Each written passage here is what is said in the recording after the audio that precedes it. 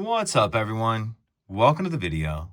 Today we're going to take a look at how to change the battery in this Acura RLX remote key fob. This is going to be for the 2014 to 2020 Acura RLX, and this is going to be for the RLXs that do not have remote start.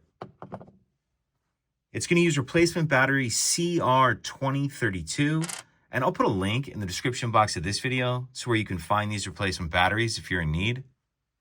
The first thing I'm going to do is grab my key fob and remove the emergency key that's in the bottom of it. That's done by pressing this release that my finger's on, and then the emergency key will pull out like that. Now I'm going to hold my key fob with the buttons facing down, and I'm going to take a look at the bottom of it. What I'm going to do is use the emergency key to pry the two halves of the case apart. So I'm going to come in here and put the end of my key right here. Then I'm going to pry up on this silver piece right here. So put the tip of my key right here and then pry up on that silver piece like that. And as you do this, you want to make sure to try to keep the buttons facing down to keep them in place. And then go ahead and pull the back cover off. And we can see our battery right here.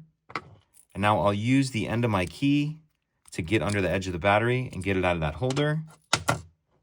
I'm going to grab my new replacement battery, and you want to make sure that you're installing that with the plus side up, positive side up. And I'm going to tuck this edge in first like that, and then snap it down into place. And then if your buttons have moved around at all, make sure you get them back into place, and then we'll snap the two halves back together. Slide the emergency key back in. And that's it. If you could take a second to like and subscribe, it helps us out, and I'd appreciate it. Thank you.